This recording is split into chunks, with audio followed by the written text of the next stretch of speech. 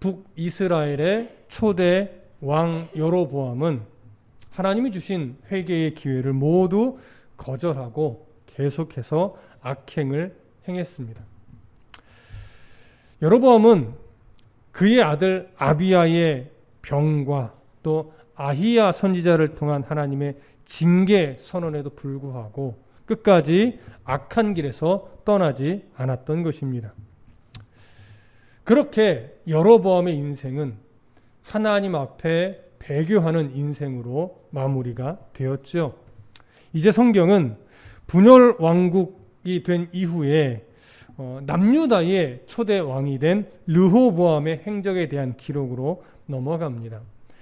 북이스라엘의 여로보암 왕에 대한 행적을 언급했고 이제 남유다의 르호보암 왕을 언급하는데 앞으로 열왕기서는 계속해서 북쪽의 왕과 남쪽의 왕을 교차적으로 소개하고 그의 행적들을 기록하면서 나아갈 겁니다. 그런 특징을 가지고 있다라고 하는 걸 염두에 두시고 오늘은 남유다의 초대 왕 르호보암에 대한 이야기로 물론 이 앞에 사건 속에서 언급이 됐었지만 다시 언급을 하게 됩니다. 자, 먼저 14장 21절을 함께 읽겠습니다. 시작. 솔로몬의 아들 르호보암은 유다 왕이 되었으니 르호보암이 왕위에 오를 때에 나이가 41세라. 여호와께서 자기 이름을 두시려고 이스라엘 모든 지파 가운데에서 택하신 성읍 예루살렘에서 17년 동안 다스리니라. 그의 어머니의 이름은 나아마요 암몬 사람이더라. 자, 지금 읽은 이 구절은 먼저 르호보암의 통치 기간에 대해서 정리를 하는데 르호보암은 41세에 왕이 되었고 예루살렘에서 17년을 다스리다가 죽었다고 합니다. 여로보암보다 조금 더 짧은 기간 통치를 했죠. 이 기록에서 솔로몬의 아들 르호보암은 유다 왕이 되었으니 라는 표현을 잘 보시면 그 표현 안에 어떤 의미가 좀 담겨 있냐면 첫 번째는 이겁니다. 르호보암 때 나라가 분열되었다라고 하는 의미가 담겨 있고 두 번째는 르호보암의 통치 영역이 유다 한 지파에 불과하게 되었다라고 하는 사실 또한 담겨 있습니다. 그리고 그 다음에 이어지는 내용을 보면 여호와께서 자기 이름을 두시려고 이스라엘 모든 지파 가운데에서 택하신 성읍 예루살렘에서 17년 동안 다스리니라 이렇게 표현되어 있는데 이 표현도 잘 보시면 하나님이 자기 이름을 두시려고 택하신 성읍 예루살렘이라는 표현을 했어요. 이건 뭐냐면 하나님께서 솔로몬 때에 예루살렘에 하나님의 이름이 거하실 상징적 의미지만 성전을 허락하셨단 말이에요. 성전을 허락하신 그 예루살렘은 당연히 그 후대의 사람들을 통해서 여호와 신앙의 중심지 역할을 해야 되는 곳이 바로 예루살렘이에요. 그런데 이 르호보암 때에 여호와 신앙의 중심지 역할을 하지 못하고 우상 숭배가 만연한 지역으로 만들어 버렸다라고 하는 이 사실을 지적하기 위해서 배경적으로 지금 이 표현도 하고 있는 것입니다. 그리고 나서 이어지는 표현이 또 뭐냐면 그의 어머니의 이름은 나아마요 암몬 사람이더라. 어머니의 이름뿐만이 아니라 그가 어디 사람인지까지도 언급을 하는데 지금 이 동일한 표현은요 나중에 이따가 살펴보겠지만 31절에서 또 한 번 언급돼요. 성경은 반복적으로 기록할 때는 항상 이유가 있습니다.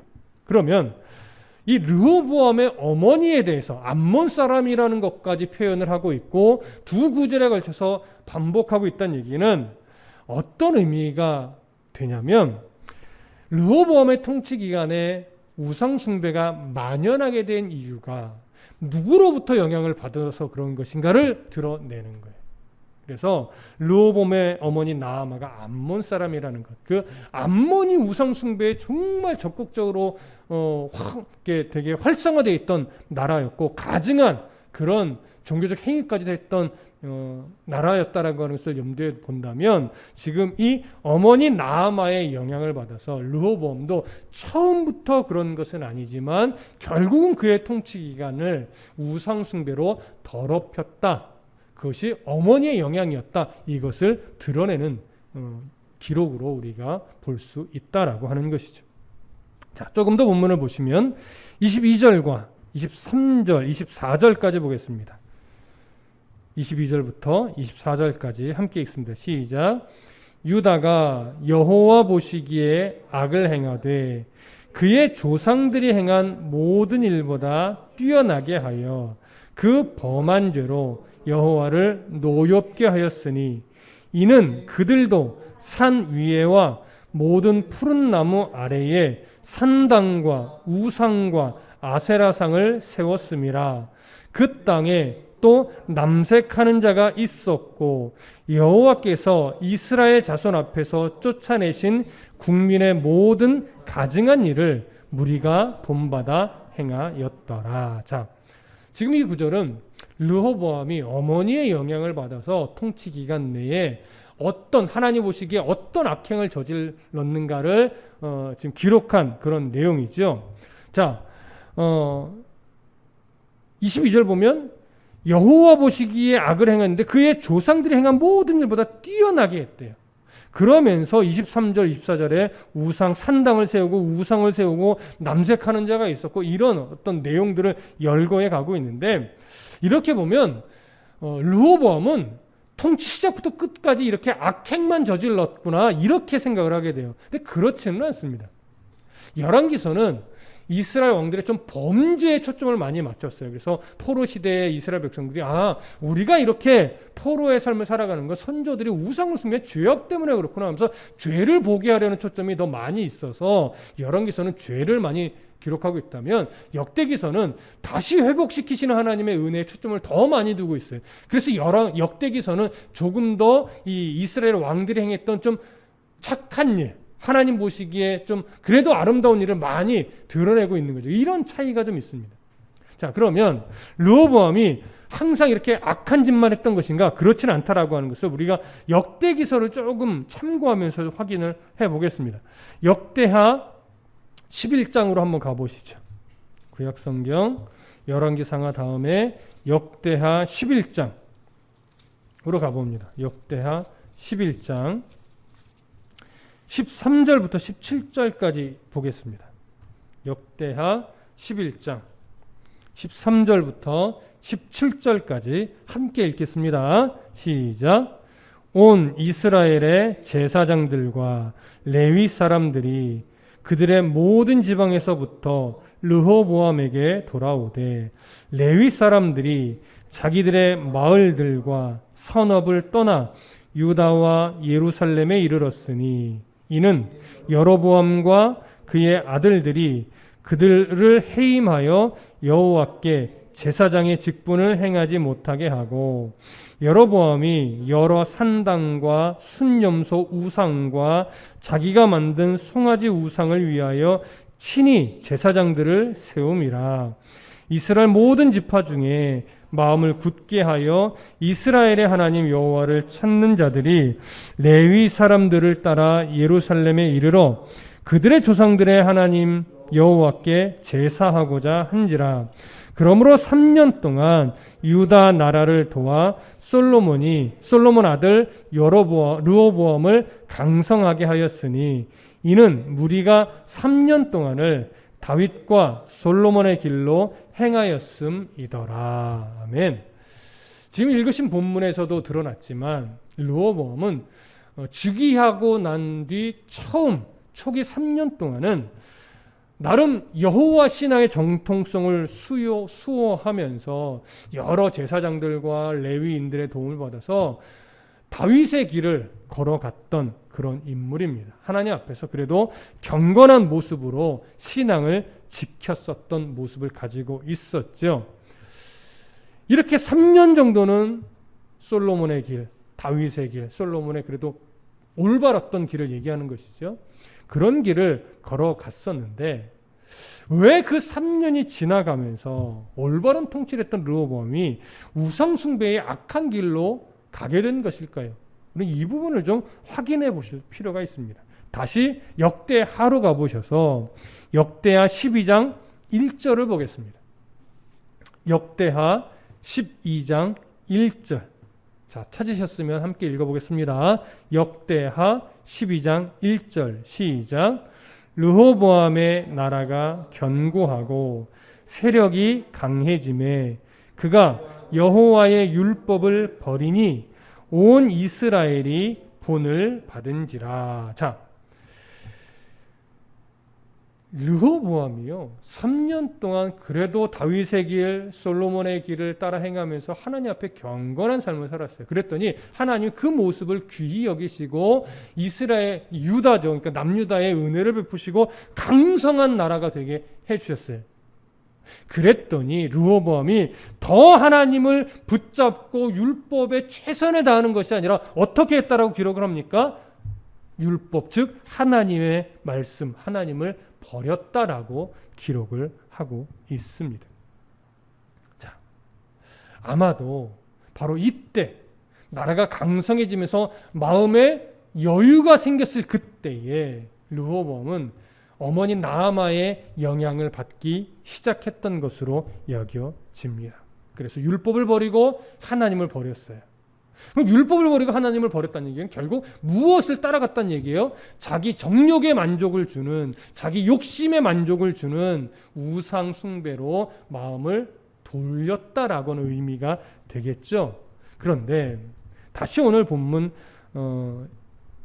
열왕기상 14장으로 와보시면 22절에 유다가 여호와 보시기에 악을 행하되 이런 표현을 하죠. 르호보암이 악을 행했다라고 말하지 않고 유다, 백성들이 여호와 보시기에 악을 행하되 이렇게 기록을 합니다. 왜 이렇게 기록을 했냐면 조금 전에 읽었던 역대하 12장 1절을 보면 그가 여호와의 율법을 버리니 온 이스라엘이 어떻게 했대요? 본받았대요. 지도자가 하나님을 버리니까 백성들이 그러면 안 됩니다 라고 외치는 것이 아니라 왕이 갔던 그 어그러진 길을 분별 없이 똑같이 따라갔다라고 하는 거예요. 이것이 무서운 것이죠. 그래서 오늘 본문이 유다가 여호와 보시기에 악을 행했다라고 표현을 한 겁니다.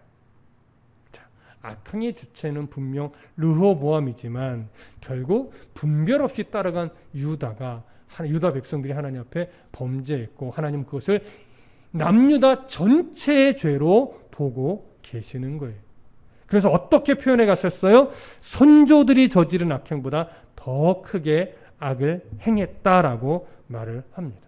그래서 그 큰 악의 내용이 뭐냐? 결국 23절, 24절의 내용인데 산 위에와 모든 푸른 나무 아래에 산당과 우상과 아세라상을 세웠다고 이야기하죠. 여기 산 위에 또 푸른 나무 아래 처음에는 산당을 세웠고요. 두 번째 우상들을 세웠는데 여기 우상과 아세라상이라고 표현한 것은 뭐냐면 처음에 언급된 우상은 남신을 대표하는 바알상을 말하는 거예요.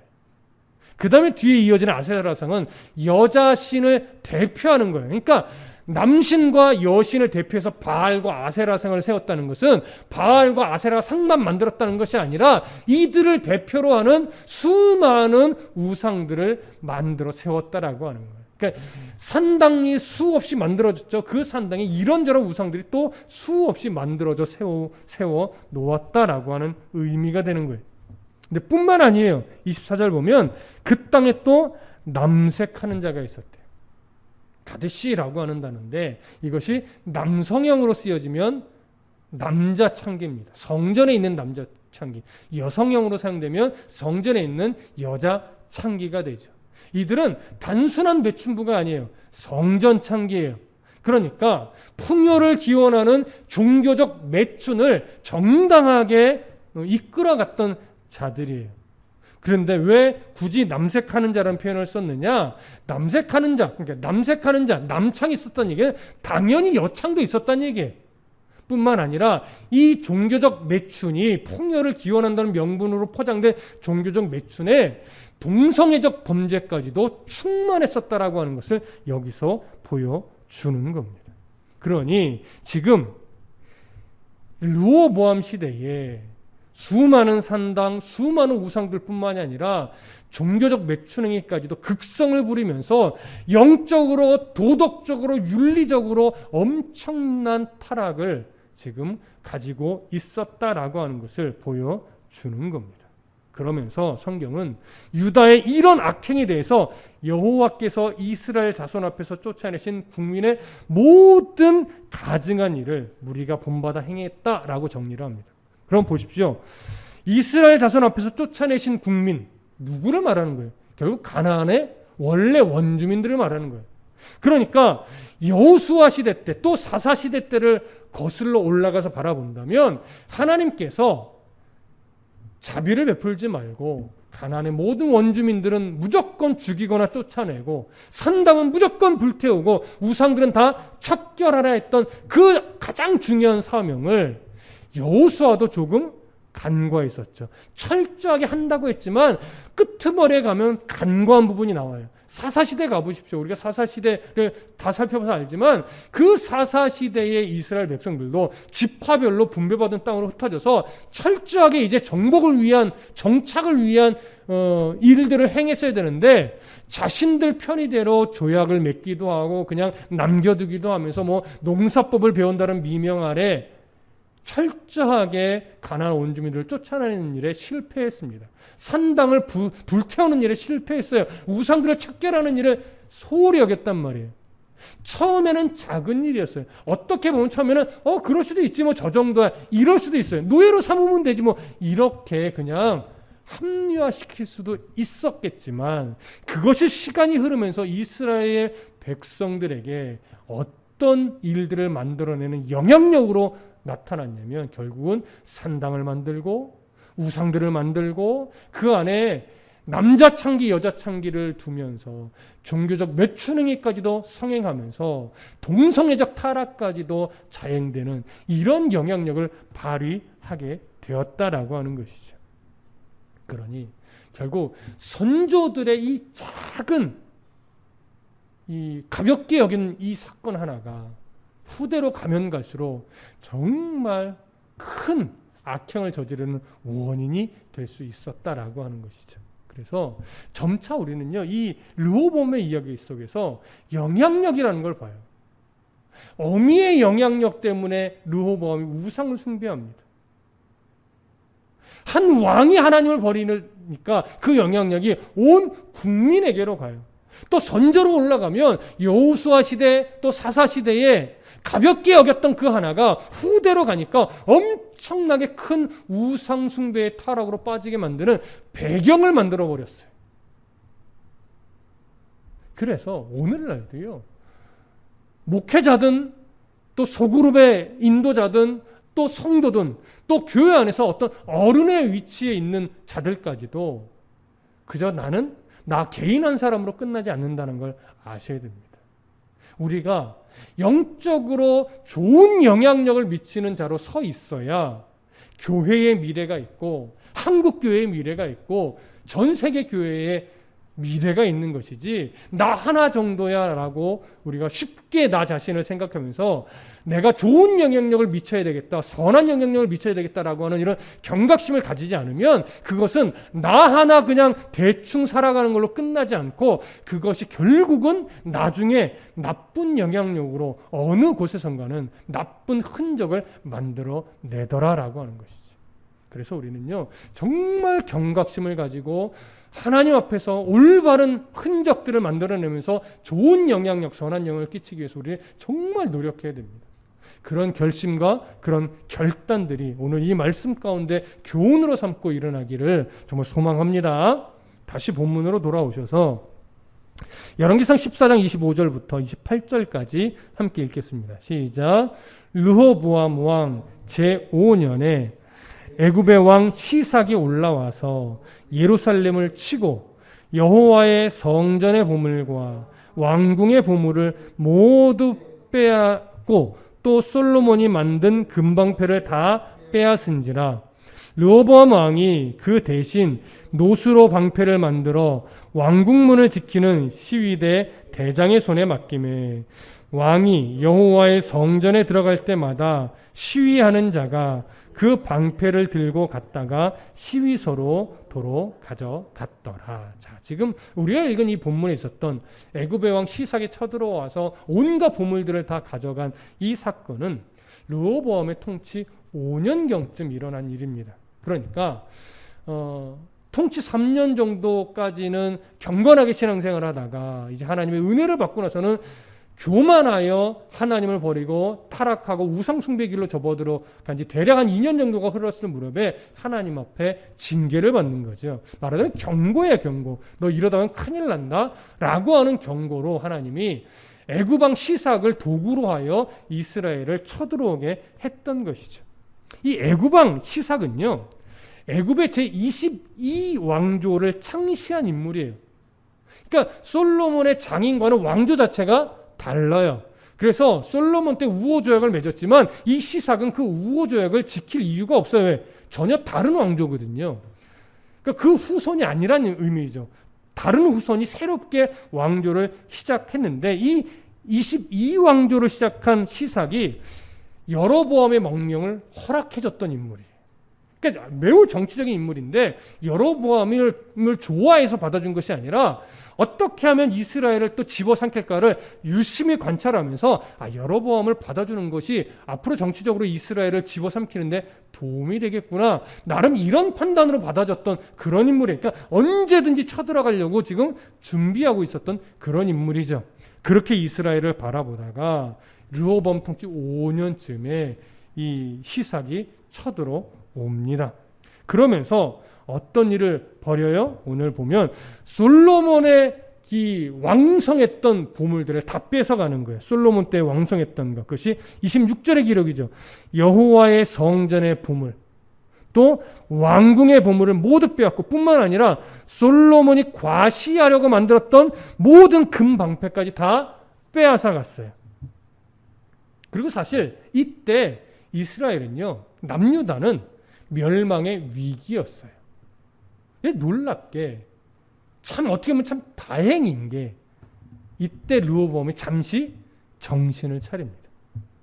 그래서 하나님 앞에 엎드려서 제사하면서 회개하고 돌이켜요. 우리 그 힌트를 어디서 보냐면 28절을 보시면, 오늘 본문 28절을 보면 왕이 여호와의 성전에 들어갈 때마다 시위하는 자가, 경호대를 말하는 거죠. 경호하는 자가 그 방패를 들고, 노수로 만든 방패를 들고 갔다가 왕을 지키고 그 업무가 다 마치면 시위소로 도로 그 방패를 가져갔다라고 하는 의미가 되는 거예요. 그러니까 이때 그래도 하나님 앞에 정신을 차리고 회개함으로 다시 하나님 앞에 예배하게 되었고, 하나님 그 모습을 귀히 여기셔서 멸망까지는 가지 않게 하고 보물들만 빼앗기게 한 이후에, 그러니까 한 번의 징계, 경고성 사건을 일으키신 이후에 시삭을 돌아가게 만들고 남유다를 지켜내신 거죠. 이때 이 시삭이 남유다만 공격했느냐? 그렇지는 않습니다. 이 애굽의 카르나기라고 하는 신전에 어떤 한쪽 벽이 있는데 그 벽 외관에 이 시삭이 자신의 이 전쟁에 대한 승리를 기념하는 글을 새겨놨는데 거기에 보면 남유다뿐만이 아니라 북이스라엘도 곳곳에 공격해서 초토화시키는 이런 잔인한 행적들을 기록해 놨다라고 해요. 이런 것을 보면 아까도 언급했듯이 시삭은요, 여로보암을 돕고 싶어서 도운 것이 아니라 어떻게 하면 이스라엘 전체를 집어삼킬까를 염두에 두다 고민하고 있다가 여로보암을 이용할 수 있겠다라고 여기고 그때 잠시 보호해줬던 것으로 우리가 이해할 수 있는 것이죠. 자, 그러면 하나님이 왜 애굽의 시삭을 이렇게 도구로 해서 이스라엘을 침략하게 놔둔 거예요? 바로 남유다의 이 르호보암이 정신 차리게 하기 위해서, 또 세상을 의지하지 않고 하나님을 바라봐야 된다라고 하는 분명한 어떤 경계를 갖게 하기 위해서, 교훈 삼게 하기 위해서 하나님이 그렇게 한 것이죠. 자, 조금 전에 말씀드렸던 이 르호보암이 잠시 정신을 차렸다라고 말씀드렸잖아요. 그 부분을 조금 확인을 좀 해볼게요. 역대하 12장으로 한번 다시 가봅니다. 역대하 12장으로 가셔서 한번 확인하고 넘어가겠습니다. 역대하 12장 7절과 8절입니다. 역대하 12장 7절과 8절 함께 읽습니다. 시작. 여호와께서 그들이 스스로 겸비함을 보신지라. 여호와의 말씀이 스마야에게 임하여 이르시되 그들이 스스로 겸비하였으니 내가 멸하지 아니하고 저희를 조금 구원하여 나의 노를 시삭의 손을 통하여 예루살렘에 쏟지 아니하리라. 그러나 그들이 시삭의 종이 되어 나를 섬기는 것과 세상 나라들을 섬기는 것이 어떠한지 알게 되리라 하셨더라. 여기 중요한 표현이 하나 있죠. 시삭을 보낸 중요한 이유 중에 하나가 뭐냐면 세상을 섬기는 것과 하나님을 섬기는 것 중에 어느 것이 정말 중요한 일인지를 알게 하기 위함이라고 성경이 기록을 합니다. 지금 이때 르호보암과 유다의 백성들은 정확하게 깨달았어야 합니다. 무엇을요? 우상을 숭배하거나 세상을 의지하거나 세상 다른 나라의 왕들을 부러워하는 것이 결코 중요하지 않고 오직 이스라엘 하나님 여호와만을 섬기고 여호와 하나님만을 의지하고 여호와 하나님의 보호하심만을 바라는 것이 가장 중요한 일이라는 사실. 이것을 이들이 이때 확실하게 깨달았어야만 합니다. 그랬다면 르호보암은 죽을 때까지 하나님 앞에 인정받고 칭찬받는 왕으로 남았을 거예요. 그런데 과연 르호보암이 그 돌이킴을 끝까지 지켜냈을까요? 자, 다시 오늘 본문으로 돌아오셔서 27절, 28절을 보겠습니다. 아까 읽었지만 27절, 28절 한 번 더 읽겠습니다. 시작.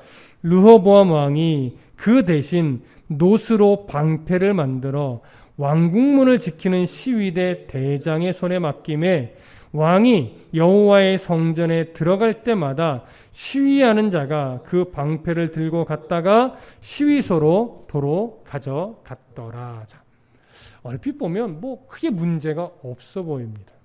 잘 보시면 여러분 솔로몬 때에 솔로몬이 금방패를 왜 만들었다고 우리가 정리했었어요? 과시용이었죠. 근데 그 과시용 금방패가 시삭에 의해 다 빼앗겼어요. 그러면 이 방패는요 전쟁용이 아니기 때문에 굳이 안 만들어도 상관이 없어요. 근데 그 금방패 대신에 뭘로 방패를 만들어요? 놋으로 만들어요. 여러분 놋도 전쟁용이 아니에요. 그러니까 지금 시삭은요 금방패 대신에 놋으로 만들어서 자신의 어떤 이 과시함을 조금 커버를 합니다. 그러면서 이 시위대가 놋방패를 가지고 왕이 성소에 들어갈 때 지키다가 그 업무를 마치면 다시 어디로 갖다 놔요? 시위소로 갖다 놔요. 이 시위소로 갖다 놓은 게 일을 마쳤으니까 그냥 보관 장소라 여기고 갖다 놓을 수 있지만 학자들은 그렇게 보지 않습니다. 백성들이 금방패가 빼앗겼음을 그래도 눈치채지 못하게 하려고 마치 멀리서 보면 금방패를 어기게끔 가지고 활동을 하다가 백성들이 자세히 보지 못하도록 시위소로 다시 갖다 놓은 것으로 대부분의 학자들은 보고 있습니다. 따라서 지금 르호보암은요 하나님 앞에 마음은 분명히 돌이키긴 했는데 그 안에 여전히 어떤 마음을 가지고 있냐면 자신의 체면을 더 중시하는 이런 안타까운 모습을 같이 가지고 있는 거예요.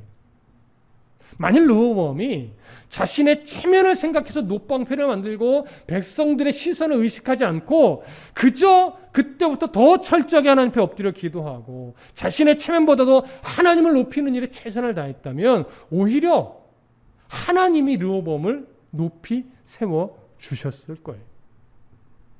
그런데 르호보암이 결국은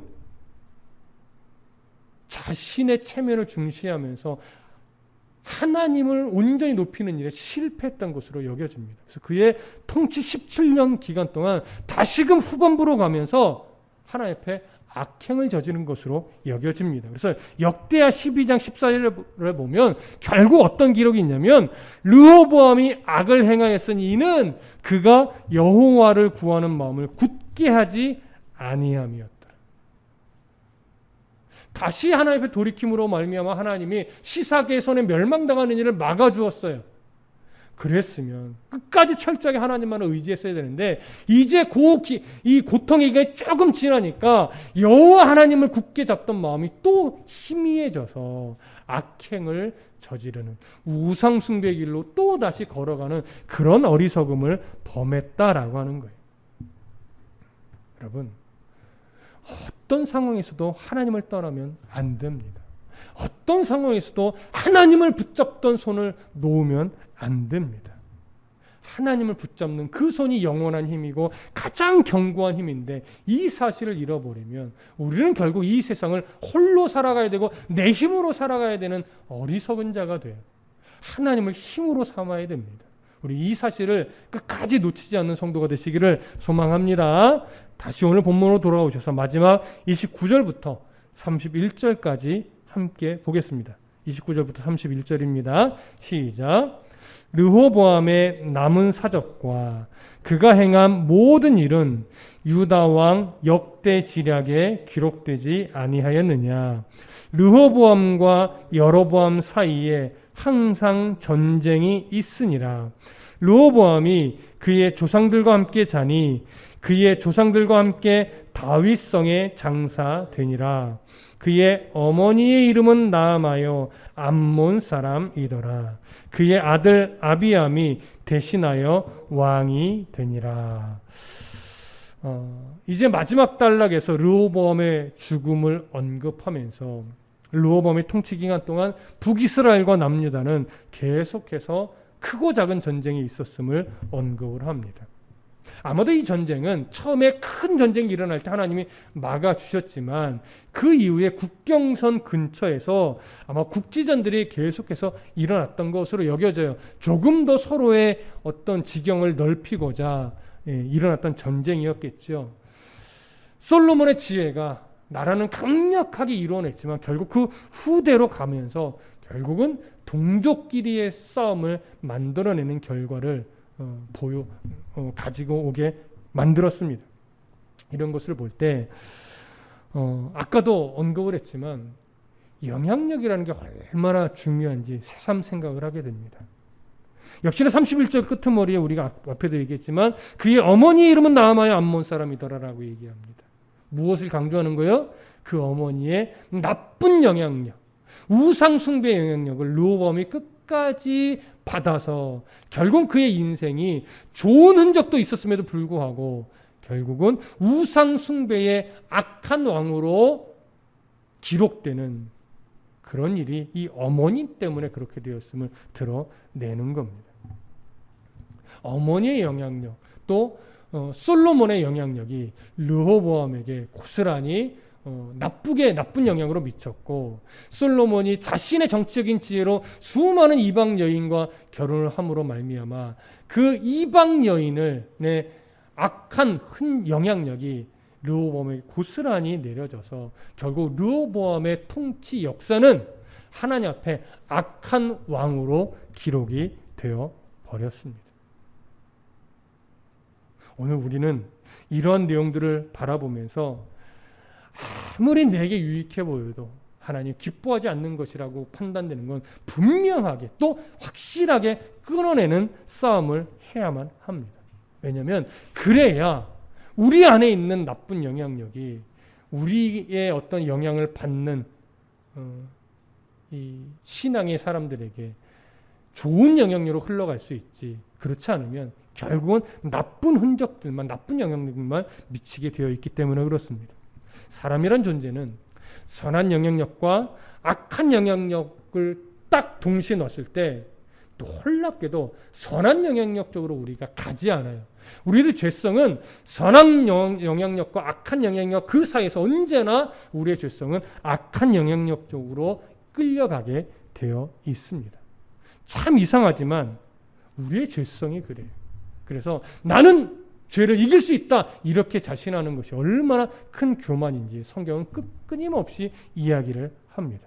그래서 우리의 힘으로는 이 악한 영향력을 이길 수 없기에 우리가 끊임없이 하나님 말씀 앞에 나를 세우고 하나님 말씀으로 나를 채찍질하고 하나님 말씀으로 나를 쳐서 복종시키는 싸움을 할 때 저 우리의 삶 자체가 하나님의 선한 영향력 안에 놓이게 되고 그래야 그나마 악한 영향력을 극복해내면서 하나님의 선한 영향력 안에 살아갈 수 있게 되고 그래야 결국은 우리의 영향력이 미치는 그 자리에 선한 영향력이 미칠 수 있게 되는 것입니다. 이 싸움을 잘 싸워내므로 말미암아 우리들의 이 흔적이 선한 영향력을 발휘하는 삶의 흔적이 될 수 있기를 간절히 소망하고 축복합니다. 기도하겠습니다.